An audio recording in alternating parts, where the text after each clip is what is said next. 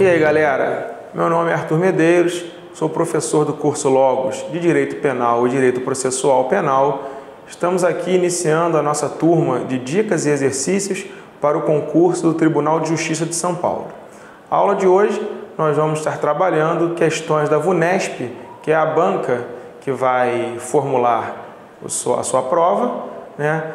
Separamos mais ou menos 50 questões para analisar com vocês, tá certo? No decorrer das questões, eu vou estar te dando algumas dicas, né? Vamos puxar um pouco de doutrina também, para que você consiga compreender melhor o conteúdo. A primeira questão que nós vamos trabalhar é uma questão da VUNESP, caiu para analista de promotoria em 2015. O enunciado dela traz: nos termos do artigo 366 do Código de Processo Penal, se o acusado citado por edital não comparecer nem constituir advogado. É importante nós lembrarmos o que é citação. Citação é o ato processual pelo qual é levado ao conhecimento do acusado que contra ele foi impetrada uma ação penal, né? No processo penal, vamos contar aí com 3 tipos de citação: uma citação pessoal, uma citação por hora certa e uma citação por edital. A citação por hora certa, ela vai ter cabimento quando o nosso réu ele estiver se escondendo para não ser citado. Ele se oculta para não ser citado. Então você tem conhecimento de sua localização. Já a citação por edital, que é o tema da questão 1, ela tem incidência quando o nosso acusado está em local desconhecido, né? Um local incerto, um local não sabido. E o artigo 366 vai trazer para a gente uma regra que é a seguinte: se o réu for citado por edital, então você já sabe, citado por edital, ele está em um local desconhecido, né? O que vai acontecer? O artigo 366 vai trazer para a gente que, quando tiver citação por edital, ficarão suspensos tanto o processo quanto o prazo prescricional, podendo o magistrado determinar a produção antecipada de provas e decretar a prisão preventiva nos termos do artigo 312. Diante dessa informação, do conteúdo do artigo 366, vamos analisar aqui as assertivas. Letra A. Ficará suspenso o processo, podendo o juiz determinar a produção antecipada das provas consideradas urgentes e, se for o caso, decretar a prisão preventiva nos termos do artigo 312. Né? A assertiva, numa primeira análise, ela se mostra correta, só que ela está incompleta, né? Porque, apesar do processo ficar suspenso, ela não traz para a gente a suspensão do curso prescricional, o que é muito importante. Então, a letra A é uma opção incompleta. A letra A, então, está errada, ok? A letra B: ficarão suspensos o processo e o curso prescricional, podendo o juiz determinar a produção antecipada das provas consideradas urgentes e, se for o caso, decretar a prisão preventiva, nos termos do artigo 312. A assertiva B, senhores, é o gabarito da questão, né? Ela está em conformidade com o texto do artigo 366. Mas vamos continuar analisando as outras assertivas para que possa identificar o erro em cada uma delas. Assertiva C: será determinada vista ao Ministério Público sob pena de nulidade absoluta. O Código de Processo Penal, no caso da citação por edital, não traz nenhuma prescrição aí nesse sentido, nenhuma previsão legal nesse sentido. Alternativa D: os autos permanecerão arquivados em cartório por período de 180 dias para renovação das diligências de localização, pela imprescindibilidade da citação pessoal no processo penal. Tal assertiva também não encontra previsão legal. A assertiva D está errada. A assertiva E: será determinada vista à Defensoria Pública para oferecimento de resposta, em respeito ao princípio da ampla defesa. em que pese a Defensoria Pública ser o órgão estatal responsável pela defesa daqueles que não têm condições de arcar com advogado, no caso da citação por edital, não temos essa previsão no Código de Processo Penal.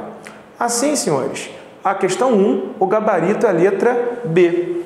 Ficarão suspensos o processo e o curso prescricional, podendo o juiz determinar a produção antecipada das provas consideradas urgentes e, se for o caso, decretar a prisão preventiva nos termos do artigo 312.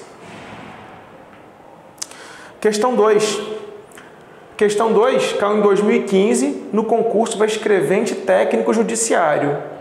Traz para a gente em que momento a Lei Processual Penal, o CPP, no artigo 363, considera que o processo completa a sua formação.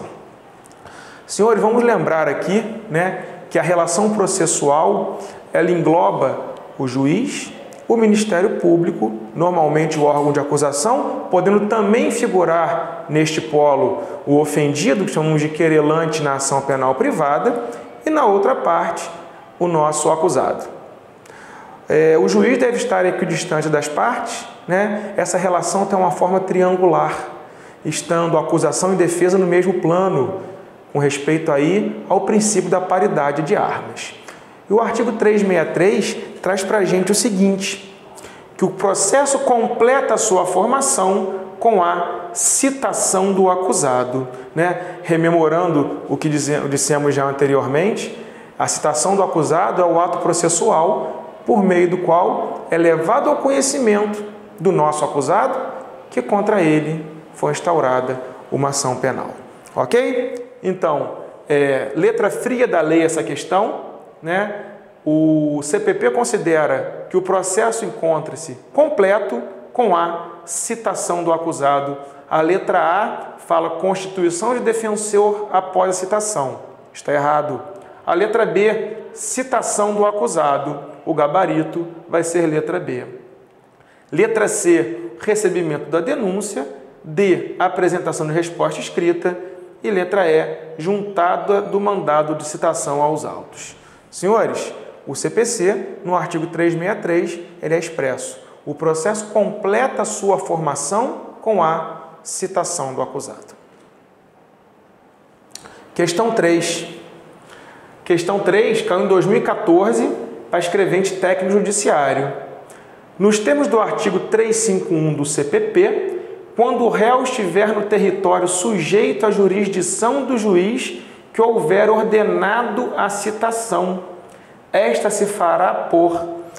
Essa questão, senhores, traz aquela questão em que o réu se encontra na mesma jurisdição, na mesma área de atuação do juiz responsável, do juiz competente por aquele processo. No caso do nosso réu, do nosso acusado, encontrar-se na mesma jurisdição que o juiz competente, essa citação será feita por mandado. No caso do nosso acusado se encontrar numa jurisdição diversa do juiz competente para julgar aquela ação, aí sim será utilizada a carta precatória. Porém, a questão 3, ela traz para a gente que nos termos do artigo 351, o réu estiver no território sujeito à jurisdição. Então, senhores, não resta dúvida. Neste caso, a citação será feita por mandado. Observando as assertivas, citação feita por mandado nesse caso, encontra-se na alternativa A. Ok? Então, questão 3, quando o nosso acusado estiver na mesma jurisdição do juiz competente, do juiz que expediu a citação, ela será feita por mandado. Questão 3, gabarito, letra A. Senhores, questão 4, também no mesmo concurso, 2014, escrevente técnico judiciário. Nos termos do quanto expressamente prescreve o artigo 366 do CPP, Código de Processo Penal, se o acusado citar por edital, não comparecer nem constituir advogado, ficarão suspensos o processo e o curso do prazo prescricional. podendo o juiz determinar a produção antecipada das provas consideradas urgentes. Nessa hipótese, presentes os requisitos atinentes à respectiva modalidade detentiva e com base unicamente no dispositivo de lei citado, está autorizado o juiz a decretar a prisão do acusado? Uma dica que eu dou a vocês é: você pode gerar algumas informações muito valiosas para a sua prova do enunciado de outras questões. Se você bem observar, o enunciado dessa questão, ela te traz o conceito quase completo da citação por edital, trazendo os seus efeitos, né?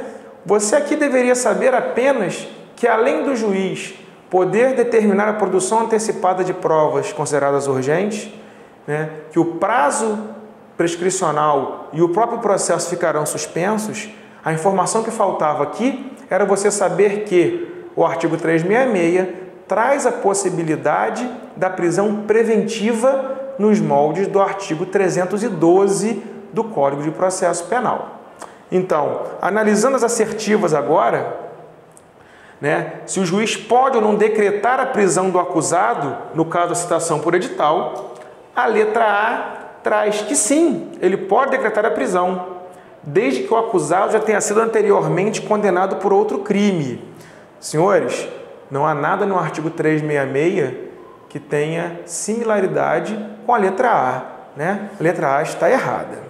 Letra B, não, nunca, errado, né? Já dissemos aqui nos comentários que o juiz pode sim, na citação por edital, decretar a prisão preventiva do acusado, desde que preenchidos os requisitos legais do artigo 312.